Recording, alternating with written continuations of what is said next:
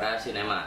Proyeksi film sebagian besar berevolusi dari pertunjukan lentera ajaib menggunakan lensa kaca dan sumber cahaya yang persisten atau lentera yang kuat untuk memproyeksikan gambar dari slide kaca ke dinding. Slide kaca tersebut awalnya dilukis dengan tangan, tetapi setelah munculnya fotografi pada abad ke-19, terkadang fotografi dipergunakan. Apa yang Anda lihat sekarang adalah proses fotografi analog yang banyak digunakan pada abad ke-19.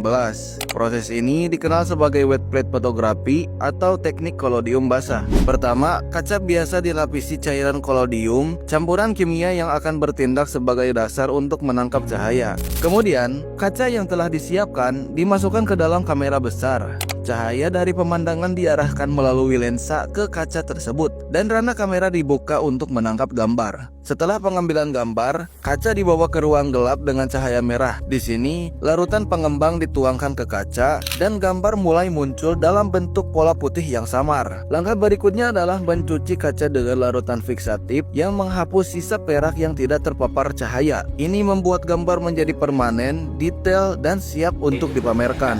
Penemuan alat fotografi praktis mengawali dunia sinema sekitar 50 tahun. Pada tahun 1833, Joseph Taddeo memperkenalkan prinsip animasi stroboskopik dengan fantaskopnya, lebih dikenal sebagai phenakistoskop. 6 tahun kemudian, Louis Daguerre memperkenalkan keberhasilan sistem fotografi pertama. Pada awalnya, bahan kimia tidak cukup peka cahaya untuk menangkap subjek bergerak dengan benar. Taddeo menyarankan metode awal untuk menganimasikan foto stereoskopik pada tahun 1849 dengan teknik gerak henti stop motion. Julius Dubois menciptakan perangkat yang disederhanakan pada tahun 1852, tetapi tidak terlalu berhasil. Keberhasilan awal dalam fotografi instan snapshot di akhir tahun 1850-an menginspirasi harapan baru untuk mengembangkan sistem fotografi animasi stereo. Tetapi dalam dua dekade berikutnya, beberapa upaya percobaan menggunakan teknik stop motion lagi. Pada tahun 1878, Edward menggunakan deretan lusin kamera untuk merekam Buddha yang sedang berlari, seperti yang disarankan oleh orang lain jauh sebelumnya. It's called The Horse in Motion, and it is considered the first motion picture ever made. In 1878, Edward Muybridge lined up a series of cameras, each with a tripwire connected to the camera's shutter. As the horse named Sally Gardner tripped the individual wires, the cameras snapped an image of her in full stride.